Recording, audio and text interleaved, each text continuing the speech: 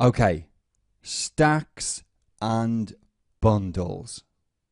Now, I know we've seen this a lot in the course, but it has never been more true than it is right now, because what we're about to see here is taking the bleeding edge to another level. So, for starters, this stuff not only needs a minimum of 1.12, it needs 1.12 experimental, where, you know what, if you don't know the experimental channel, that's where everything is in more flux than the flux capacitor. And that's a pain for me as an instructor, but you know what, it is so flippin' important what we're going to see here that I'm willing to take that pain for you guys. Because I'm really hoping that it will nicely cap off what we've learned in the course, and it'll give you a great view of where Docker are headed with all of this stuff. So, most applications in the real world, I'm sure we get right, are made up of multiple layers and interacting components, like web front ends, data stores on the back end, message buses, workers, reporting engines, all hopefully independent but working together. Well, for us in this course, each of these is a service, and together those independent services form a working application that hopefully delivers some business value. Well, that's great and all, except all we've seen so far in this course is how to work with single services. What we're lacking is a way to bundle all of these services together and then package them, deploy them, everything else as a single unit. A bit like, right, if you've used Docker Data Center or Docker Cloud at all. Like Docker Cloud, for example, right, it's got this notion of a stack. Sound familiar? And the stack comprises multiple services. Sound familiar again? Well, you feed Docker Cloud a stack file that defines all the services in your app, and then you deploy the whole app from that single file. You know what? I think I actually show it in my Docker for DevOps course. I mean, it's been a while, but I think I do. Anyway, that all sounds great, yeah? Well, can we have some of that for Swarm mode, please? Well, it is being worked on, and that's what we're going to have a look at now. What we've basically got at the moment with 1.12 in the experimental channel is the concept of a stack, an application, right, made up of multiple services. And we deploy these stacks from what we're calling DAB files, distributed application bundles. All that is a new open format for distributing and deploying stacks. Oh, right, and of course we get a new subcommand for working with them, Docker stack. So you know what? Let's just cut to the chase and see it. Well, first things first, before we do anything, we need at least the 1.12 experimental build. This here's the GitHub repo if you want to build from source, or if you run one of the major Linux distros, like for sure Ubuntu and CentOS and their upstream and downstream cousins, then you can install it with this command. Now, this is just personal opinion time here without any insider knowledge, other than, I guess, knowing how important this stuff is to Docker. I'd expect we'd probably see this stuff go GA in 1.13. Fingers crossed at least. Now, actually, if you're rocking it with Windows Server, you know what? I'm giving that a wide berth regarding this stuff, just until Server 2016 goes GA. Anyway, this machine here is running the experimental build as we can see here. Now I've cloned a fork of the InstaVote example voting app repo. The one that I said earlier was like the de facto hello world for Docker demos, yeah? Well, this here's the architecture for the app, and while I appreciate, yeah, it's a small app, I am tipping my hat to its developers, because they have taken a proper microservice approach here. I mean, we've got 5 fully independent services, written in, or let's just say using 5 different languages or frameworks. So we've got Python, Node, there's even some .NET down here with some C# in it. This is like, well, it's just a lot like how things come together in the real world, a mishmash of just about everything you can think of. Well, 5 microservices comprising this app, each of which can obviously be managed by its own team, released and updated on its own schedule, obviously each can be scaled independently, the whole shebang.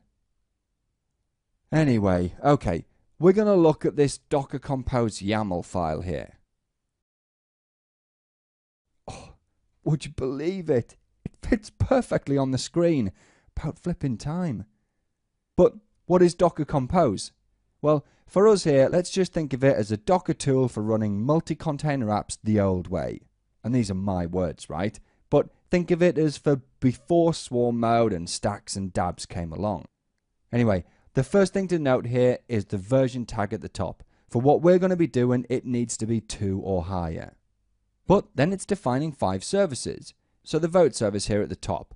We've got how to build it, run it, volumes it needs, ports it needs, everything we need to roll with it. And the same for the other 4. The compose file here defines the entire 5-service app. Marvelous. Only swarm mode can't use it, which is a shame. What swarm mode needs is this compose YAML file converted into DAB format.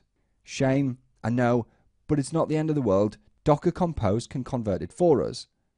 Except I haven't got Docker Compose, and maybe you don't either. So to get it, just curl this URL here. This won't take long.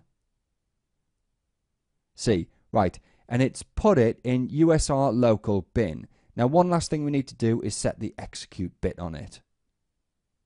Okay, and you know what? Actually, it's got to be 1.8 or higher.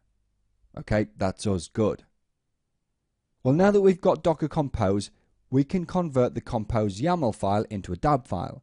Only, I've had a few issues doing that. So here's what I've been doing, right? First up, I'll Docker Compose build. Now, that's probably going to take... right, okay. So that's quick for me because I've done this before on this machine, so all the images are pulled locally and I've got a cache built up. For you, if you're following along and using the same app, it's going to take like a minute or two and you're probably going to see a bunch of red 200s. But don't worry, it will build. Well, let's have a clean screen and we'll look at the images that we've got locally. Alright, that's all the images we're going to need for the app. Now, the top 3 are the ones that were built locally with that Compose build we just did. Whereas the others, these are official images that are available on Docker Hub. So, next we want to tag the top 3 so that I can push them to one of my repos on Docker Hub. Now, I'm going to save you watching me type in here. Basically, we're just tagging the 3 images so they can be pushed to Nigel Poulton on Docker Hub. Yeah, I do actually live inside a Docker Hub if you didn't know that. Anyway, if you're following along, you're going to need to log into Hub with your Docker ID. Not got one? No problemo. Go to hub.docker.com, sign up for one, it's free and it works straight away. Anyway, once you're logged in, we've got to push those newly tagged images. Again, you don't need to watch this real time. All I'm doing is taking the 3 images that we just tagged and pushing them to hub.docker.com. And I'm guessing, right, you know all about Docker Hub if you've done my Docker and Containers Big Picture course. No? Go check it out. Okay, one last thing before we can actually build the DAB file. We'll edit the Compose YAML file here. And what we're going to do is, we're going to get rid of these build lines here and replace them with image lines pointing to the images that we just pushed to Hub. And actually, while we're on, we'll get a shot of these volume instructions here because DAB doesn't work with them and we've already built. Great. That's the Docker Compose file, how we need it. Just in its current form, right, being in release candidate in the experimental channel, it needs the images for these 3 services pre-built and accessible. It just won't build them on the fly. Okay, good. Do you reckon it might be time to build that DAB file yet? I hope so. Well, we just go Docker Compose and then bundle, short for distributed application bundle, I guess. And that's it. Well, it took us a while to get here, but the actual conversion was quick. Well, that's dropped a new DAB file into our working directory here, the .dab extension, yeah? Oh, and the file gets named after the directory that you're working in. So we got votapp.dab, drop in, I guess, the dash in the middle there. But if we take a look at it... gutted. I hate JSON. Please, Docker, give me YAML. I just can't be doing with all the braces and commas and stuff. I'm a simple person. YAML for the win. Anyway, the important thing is that the file describes all the services in our application stack. So there's DB, Redis, results, vote and worker. Well, now that we've got the DAB, we can use it to deploy the stack. So I'm going to go docker stack deploy, though you can shortcut that and just go docker deploy. But then we just give it the name of our stack. I think you can say .dab on the end if you want, but you don't need to. Basically, I'm telling it here the name of the dab file in my local directory. Well, how quick was that? So, creating a network, then all 5 services. No prizes for guessing, but Docker service ls. Look at that! 5 services up and running.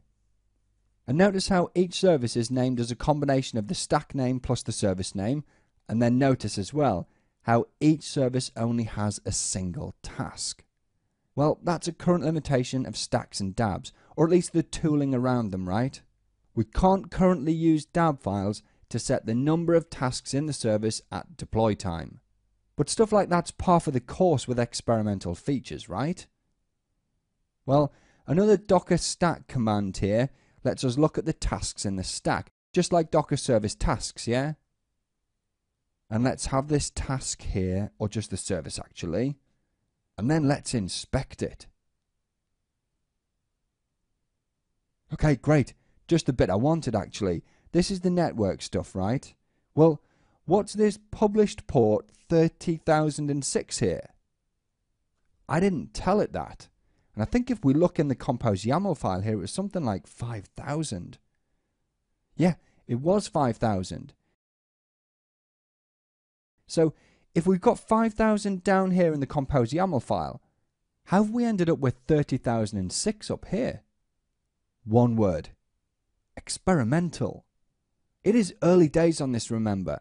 Right now, dabs and stack deployments don't let us specify published ports at deploy time. No doubt, right? A future, more production-ready version will let us do that. I don't know whether directly through the dab file or some other deployment time abstraction, right? I've no idea, but you can rest assured it will come. Now, speaking of 30,006, let's go grab one of our node's IPs, or DNS actually, and let's try it on 30,006. Well, look at that. It works. Though I won't say cool, it would be cool if I could hit it on 5,000 like the compose file says. But patience, Nigel. That will come. We're clinging to the bleeding edge here, remember.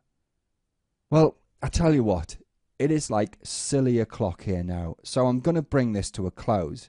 But let's quickly clean up. So docker stack rm, and I'm liking the familiar feel of these commands, by the way. They've got a good common look and feel to them. But that should be it. Yeah, clean up with a single command, yeah, just what you need at silly o'clock. But a quick double check, yeah? Right, all squeaky clean. So that's us done. A sneak preview into the future of the future of the future, teetering over the edge of the bleeding edge, yeah? But I'm hoping it was enough to give you some real insight into where this stuff's headed. And you know what? I am wrecked. And I think if ever I created a module that needed a recap, this is the one. We've built swarms, declared services, scaled them, rolling updated them, and then we've explored the outer limits of experimental builds with stacks and bundles. Let's do a recap.